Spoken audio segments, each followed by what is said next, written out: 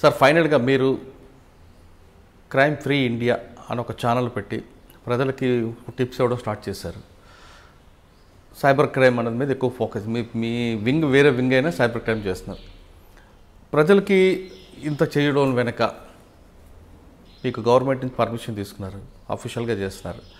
దీనికి ఎంత ఖర్చు అవుతుంది? ఖర్చు అంతా ఎవరు భరిస్తున్నారు? అంటే వాస్తవానికి ఏంటంటే దీనికోసం నేను ఏదో ప్రొఫెషనల్ కెమెరాస్ కాకుండా నా మొబైల్తోటే రికార్డ్ చేస్తున్నాను.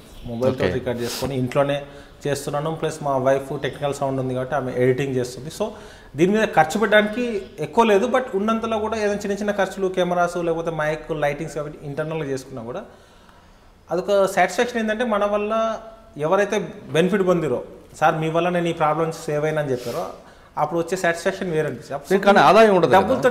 అంటే ఆదాయం సార్ ఇప్పుడు యూట్యూబ్లో జనరల్గా అందరూ ఏమంటారంటే యూట్యూబ్లో డబ్బులు వస్తాయి, యాడ్స్ వస్తాయి అనుకుంటారు. అంటే యూట్యూబ్లో వ్యూవర్స్ని బట్టే డబ్బులు వస్తాయి. అండ్ ఎంతమంది వ్యూస్ చూస్తారనే దాని మీద ఉంటుంది. మనది education channel.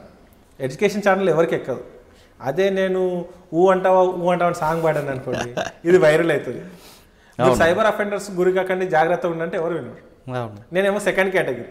So first category కాబట్టి నాకు లక్షల్లో వ్యూస్ ఉండదు. నా హైయెస్ట్ వ్యూస్ 23,000 ఒక వీడియో. అంటే ఉమెన్ రిలేటెడ్ సబ్జెక్ట్ చెప్తే 23,000. అంటే ఎక్కువ రీచ్ లేదు కాబట్టి మనం డబ్బులు రావట్లేదు. దాని మీద పెద్ద అంటే ఎక్స్పెక్టేషన్ కూడా పెట్టుకోలేదు. అంటే డబ్బుల కోసం అయితే ఛానల్ స్టార్ట్ చేయలేదు. ఒకవేళ వస్తే దీనికి సంబంధించిన ఖర్చులు దానికే సరిపోతాయనే ఒక ఆలోచన ఉంది తప్ప దీని మీద డబ్బుల కోసం అనే కాన్సెప్ట్, ఆదాయం కోసం కాదు. ప్రజలకి సబ్జెక్ట్ ప్రభుత్వం వైపు అంటే డిపార్ట్మెంట్ నుంచి సపోర్ట్, డిపార్ట్మెంట్ నుంచి మా వాళ్ళు అఫిషియల్గా ఏంటంటే నాకు పర్మిషన్ ఇచ్చారు. నువ్వు ఎప్పుడైనా వీడియోస్ తీసుకోవచ్చు. అంటే నాకు ఈరోజు వీడియో తీసేది సార్ అంటే పర్మిషన్ ఇస్తున్నారు. లేకపోతే కాలేజెస్లో సెమినార్స్ చెప్తున్నాం. మెథడిస్ట్ కాలేజ్ అని, ఇంజనీరింగ్ కాలేజ్లో, ప్లస్ స్కూల్స్లో, కొన్ని గవర్నమెంట్ ఏజెన్సీస్కి, కొన్ని ప్రైవేట్ కంపెనీస్ కూడా వాళ్ళ ఎంప్లాయీస్కి సెమినార్స్ ఇవ్వండి సార్, మా వాళ్ళకి సైబర్ క్రైమ్స్ అవేర్నెస్ ఇవ్వండి అని చెప్తారు. వాళ్ళకి చెప్తున్నాం. ఒక సాటిస్ఫాక్షన్ ఉంది. వీటన్నిటికీ పర్మిషన్ ఇచ్చారు. అఫీషియల్గా పోలీస్ డ్యూటీ నుంచి బయటకు వెళ్ళడానికి పర్మిషన్ ఇచ్చారంటే అదొక పెద్ద సపోర్ట్. అంటే మా డిపార్ట్మెంట్ సివి ఆనంద్ సార్ వచ్చిన తర్వాత నీకు ఏది కరెక్ట్ అనిపిస్తే చెయ్యు, but with in the limits చేయని చెప్పడం. ఈ డ్రగ్స్ మీద జరిగినప్పుడు డ్రగ్స్ గురించి ఒక నెంబర్ ఇచ్చారు, హెల్ప్ లైన్ నెంబర్. అది పబ్లిక్లోకి పంపడానికి కోసం వీడియోస్ చేయడం. అట్లా చేస్తూ మనం సపోర్ట్ ఇస్తున్నారు. ఇన్ ద సెన్స్ మనకు పని చేయడానికి అవకాశం ఇస్తున్నారు, టైం ఇస్తున్నారు, ప్రివిలేజెస్ ఇస్తున్నారు. అవి ఇస్తున్నారు కాబట్టి అదే నాకు పెద్ద సపోర్ట్ అని అనుకుంటాను. ఇప్పుడు సాధారణంగా ఒక క్రైమ్ జరిగింది, ఒక సైబర్ క్రైమ్, పోలీస్ స్టేషన్ రాకుండా ఇప్పుడు ఒక కాల్ సెంటర్ నెంబర్ వచ్చింది. ఏ విధంగా అప్రోచ్ అవ్వాలి? ఎస్ సార్, ఇది చాలా ఇంపార్టెంట్ సార్. సైబర్ క్రైమ్స్లో నేరం జరిగిన తర్వాత ఎంత తొందరగా కంప్లైంట్ చేస్తావు అనే దాన్ని బేస్ చేసుకొని నీకు వచ్చే నీ డబ్బులు రిటర్న్ కావడానికి అంత ఎక్కువ స్కోప్ ఉంటుంది. సో ఇంతకుముందు మన హైదరాబాద్ సిటీలో ఓన్లీ ఒకటే సైబర్ క్రైమ్స్ పోలీస్ స్టేషన్ ఉండేది. ఎవరికి ప్రాబ్లం వచ్చినా హైదరాబాద్లో సీసీఎస్ ఉన్న సైబర్ క్రైమ్స్ వచ్చే కంప్లైంట్ చేయాలి. దీని తర్వాత తెలంగాణ గవర్నమెంట్ ఏం చేసిందంటే ఇట్లా కాదు, ప్రతి పోలీస్ స్టేషన్లో కూడా కేసెస్ రిజిస్టర్ చేయాలి. సైబర్ క్రైమ్ సంబంధించిన ఎక్కడ కంప్లైంట్ వచ్చినా ప్రతి పోలీస్ స్టేషన్ లెవెల్లో కూడా కంప్లైంట్ చేయండి. ఏదైనా మేజర్ కేసు ఉంది, 1 lakh అండ్ అబోవ్ కేసెస్ ఉంది, లేకపోతే సెన్సేషనల్ కేసు ఉన్నప్పుడు మాత్రమే సీసీఎస్ ట్రాన్స్ఫర్ చేయండి అని చెప్పేసి సీసీఎస్ మీద బర్డెన్ తగ్గించి ప్రతి పోలీస్ స్టేషన్లో ఒక సైబర్ కాపుని పెట్టారు. ఒక స్పెషల్ ఒక ఎస్ఐకి ట్రైన్ చేసి కొంతమంది స్టాఫ్కి సైబర్ క్రైమ్స్ మీద అవేర్నెస్ చేసి ఇన్వెస్టిగేషన్ చేస్తున్నారు. దీంతోపాటు మీకు ఎప్పుడైనా సైబర్ క్రైమ్స్ అఫెన్స్ జరిగిందనగానే national cyber crimes report portal ఉంది. దాంట్లో మీరు ఇమీడియట్లీ కంప్లైంట్ చేసినట్లయితే ఇమీడియట్లీ యాక్షన్ స్టార్ట్ అవుతుంది. దాని నెంబర్ సార్ చెప్పు. అయితే ఇంకోటి ఏంటంటే వెబ్సైట్ ఉంది. వెబ్సైట్లో cybercrime.gov.in అనే పోర్టల్ పోయి కంప్లైంట్ చేయాలి. లేదు సార్ నాకు టెక్నికల్ నాలెడ్జ్ లేదు, నేను పోర్టల్లోకి వెళ్ళి కంప్లైంట్ చేయలేను అనే వాళ్ళ కోసము 1930 అనే ఒక హెల్ప్ లైన్ నెంబర్ ఇచ్చారు. 1930. ఇంతకుముందు 155-260 ఉండేది. దాని ప్లేస్లో 1930 అనే నెంబర్ ఇచ్చారు. దాన్ని కాల్ చేయగానే ఏం చేశారంటే అది ప్రతి స్టేట్లో ఉంది కాబట్టి మీ లోకల్ స్టేట్లో ఉన్న పోలీస్ వాళ్ళకి కనెక్ట్ అవుతుంది. మన లోకల్ లాంగ్వేజ్లోనే కంఫర్ట్గా తెలుగు అంటే తెలుగు, హిందీ అంటే హిందీలో మాట్లాడతారు. అప్పుడు వాళ్ళు క్వశ్చనర్ పంపిస్తారు వాట్సాప్లో.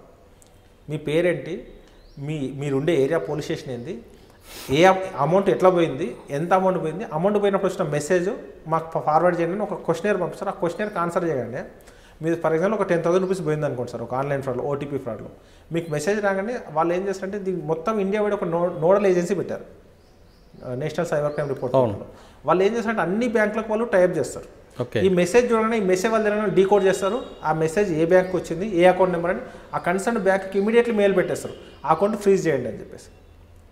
ఫ్రీజ్ చేయండి అని చెప్పడంతో పాటు ఫ్రీజ్ చేసినట్లు మీకు ఎవరైతే కంప్లైంట్ బాధితులు మీకు మెసేజ్ వస్తుంది, మీ కంప్లైంట్ రేజ్ అయింది, మీ అక్నాలజ్మెంట్ ఇది, మీది పలానా పోలీస్ స్టేషన్, మీ కేసు డైరెక్ట్ చేసినాము, ఆ పోలీస్ స్టేషన్లో ఈ కన్సర్న్ ఆఫీసర్ మీ కేసు టేకప్ చేస్తారని ఫోన్ నెంబర్ కూడా ఇస్తారు.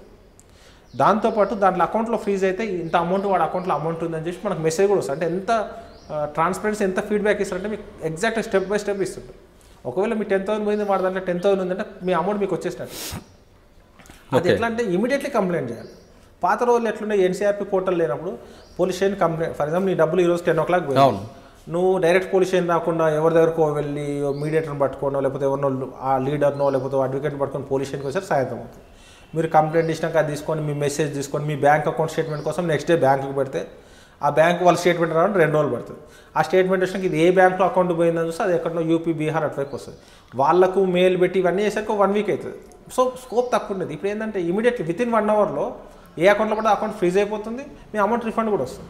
ఈ ఫెసిలిటీ వచ్చింది కాబట్టి ప్రతి ఒక్కరు 1930 సేవ్ చేసి పెట్టుకోవాలి సార్. ఎందుకంటే గుర్తుకుండకపోవచ్చు, ఫోన్లో 1930 cyber crimes help line number save చేసుకుంటే మీకు కాకపోయినా మీ ఫ్రెండ్స్కి రిలేటివ్స్కి ఎవరికి ప్రాబ్లం వచ్చినా మీరు గైడ్ చేయగలుగుతారు, వాళ్ళని ప్రాబ్లం నుంచి సేవ్ చేయగలుగుతారు. దీనికంటే 1930 ఒకటి ఇంపార్టెంట్, మీరు అవేర్నెస్ పెట్టుకోవాలి. మనం ఎక్కడ మోసపోతున్నాం, మనం ఈ వాళ్ళు వేసే వాళ్ళలో చిక్కుతున్నామా లేదా. ఈ సైబర్ క్రైమ్స్లో 3 types కేటగిరీస్ ఉన్నాయి సార్ ఇరుక్కునే వాళ్ళు. ఒకళ్ళు అమాయకులు, తెలియకుండానే అమాయకులు ఉంటారు. ఊర్లో ఉన్న వాళ్ళకి నేను బ్యాంక్ మేనేజర్ ఫోన్ చేస్తుంటే మొత్తం డీటెయిల్స్ ఇస్తారు, అమాయకులు ఇరుక్కుంటున్నారు సార్. తర్వాత అత్యాశ పరులు, గ్రీడీ.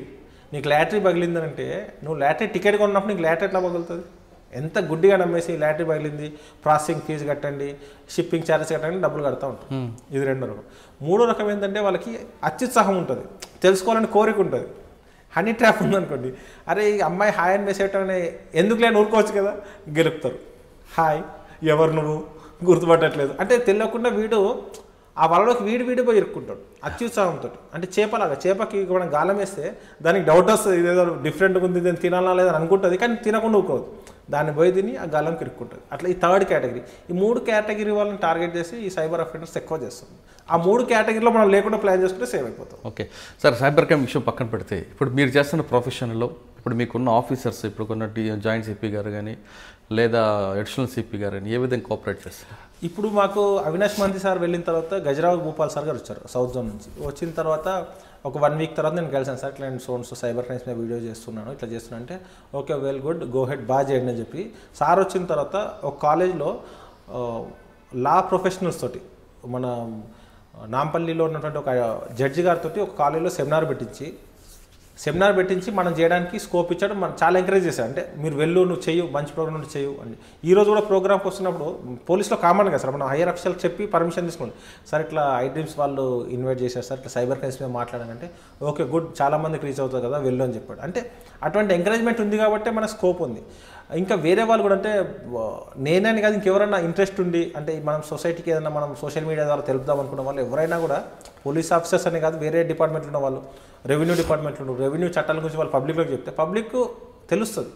కొత్త అంటే ప్రతి డిపార్ట్మెంట్లో ప్రతి ప్రొఫెషన్ ఉన్న వాళ్ళు వాళ్ళ కరెక్ట్ అనిపించింది చెప్తే బాగుంటుంది. ఒక టీచర్ ఉన్నాడు, ఆ టీచర్ ఎక్స్పర్ట్, ఆయన టీచర్ క్లాస్లో మాత్రమే క్లాస్ చెప్పగలరు, క్లాస్లో 100 మంది ఉంటారు, కానీ ఆయన ఇంకా నాలెడ్జ్ ఉన్న ఒక వీడియో తీసి పబ్లిక్లో షేర్ చేయండి, ఏదో మామూలులో ఉన్న స్టూడెంట్ బెనిఫిట్ అవుతారు కదా సార్.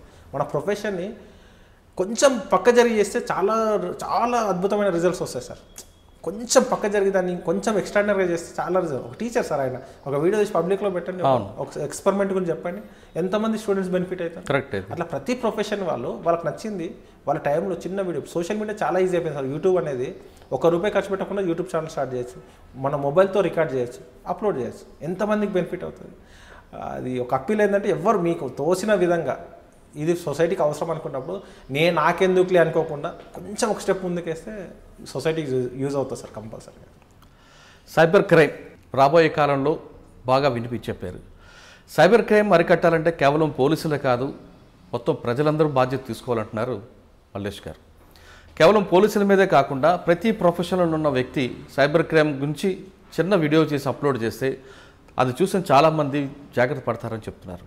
ముఖ్యంగా ఇందులో పడేవాళ్ళు అమాయకత్వం లేదా అత్యాశ లేదా అత్యుత్సాహం, ఈ 3 వర్గాల వారు ఖచ్చితంగా దానికి దూరంగా ఉంటే సైబర్ క్రైమ్ బారిన పడకుండా ఉండాలంటున్నారు మల్లేష్ గారు. ఇది ఈ వారం మల్లేష్ గారితో ఎక్స్క్లూజివ్ ఇంటర్వ్యూ. వచ్చే వారం మరొక గెస్ట్తో మళ్ళీ కలుద్దాం. అంతవరకు నమస్కారం.